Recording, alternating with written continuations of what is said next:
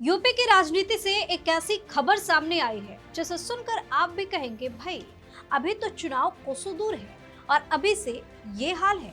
राहुल गांधी और अखिलेश यादव की जिस दो लड़कों की जोड़ी की लोकसभा चुनाव में खूब चर्चा देखने को मिली, ऐसा लग रहा है कि विधानसभा चुनाव आते आते उस जोड़ी में भयंकर आर पार की लड़ाई होने वाली है।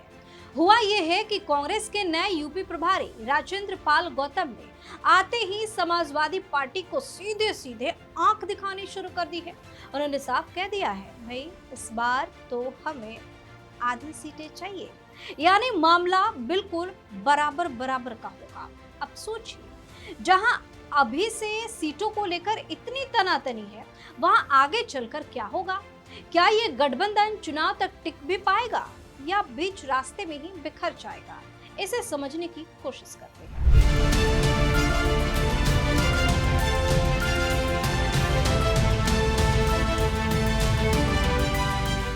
नमस्कार, वीके न्यूज देख रहे हैं, मैं हूं आपके साथ दिव्या सिंह। देखिए, उत्तर प्रदेश में कुल 403 विधानसभा सीटें हैं और कांग्रेस के नए प्रभारी राजेंद्र पाल गौतम ने कमान संभालते ही सपा के सामने जो 50-50 का फॉर्मूला रखा है, उसने अखिलेश यादव के खेमे में खलबली मचा दी है। गौतम ने मीडिया से साफ साफ कह दिया कि व्यक्तिगत रूप से तो मैं यही चाहूंगा कि दोनों पार्टियां आधी आधी सीटों पर चुनाव लड़े। हालांकि आखिरी फैसला आला कमान करेगा, लेकिन हम अपनी बात मजबूती से रखेंगे। अब इसे राजनीति की भाषा में कहें तो यह सीधे तौर पर अखिलेश यादव पर दबाव बनाने की रणनीति है। लेकिन अगर हम थोड़ा पीछे जाए और इतिहास देखें तो ठीक 10 साल पहले यानी 2017 में भी इन दोनों पार्टियों ने मिलकर चुनाव लड़ा था। तब अखिलेश यादव ने बड़ा दिल दिखाते हुए कांग्रेस को 105 सीटें दी थी और खुद 298 सीटों पर लड़े। मगर नतीजा क्या हुआ? कई सीटों पर दोनों के बीच आपस में ही फ्रेंडली फाइट हो गई और बीजेपी की आंधी में यह गठबंधन ताश के पत्तों की तरह बिखर गया। इसके बाद पिछले लोकसभा चुनाव में जब ये दोबारा साथ आए तो इन्हें अच्छी सफलता मिली। सपा ने 37 सीटें जीती और कांग्रेस ने भी 6 सीटों पर कब्जा जमाया। इस जीत के उत्साह में आकर कांग्रेस अब विधानसभा चुनाव में सपा से कम 150 सीटें मांग रही है।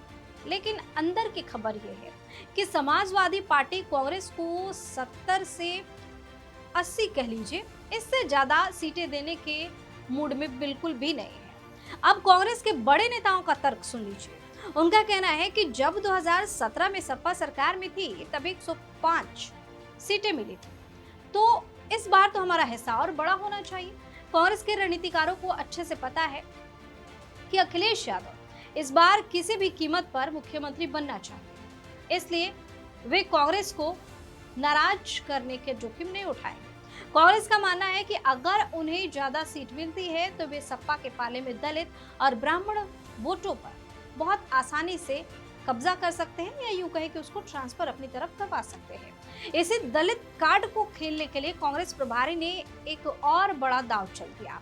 उन्होंने चलते चलते बसपा प्रमुख मायावती को जमकर याद किया, या यूं कहे कि उनका जमकर तारीफ की और उन्हें साथ आने तक का न्योता दे दिया। उन्होंने मायावती को अपने समाज की बहुत बड़ी और कद्दावर नेता भी बता दिया। दिलचस्प बात तो ये है कि पिछले महीने ही ये कांग्रेस नेता बिना बताए अचानक मायावती के घर पहुंच गए थे और वो अलग बात थी कि तब इनकी मुलाकात उनसे नहीं हो पाई थी। वहीं राजनीतिक पंडितों की माने तो कांग्रेस इस समय एक तीर से दो निशाने साध रही है।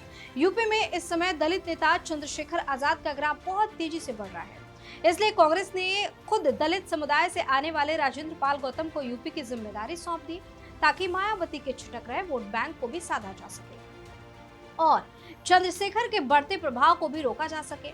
खैर, राहुल गांधी और अखिलेश यादव के बीच दोस्ती कितनी भी गहरी हो, लेकिन कांग्रेस के इस नए पैतरे ने समाजवादी पार्टी के भीतर टेंशन जरूर पैदा कर दी है।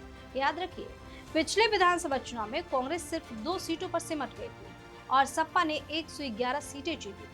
ऐसे में जमीन पर कमजोर संगठन होने के बावजूद कांग्रेस का यह बराबर बराबर का दांव अखिलेश यादव को कितना हजम होता है और आगे चलकर ये दोनों आपस में लड़ते हैं या कोई बीच का रास्ता निकालते हैं, ये देखना बेहद दिलचस्प होगा।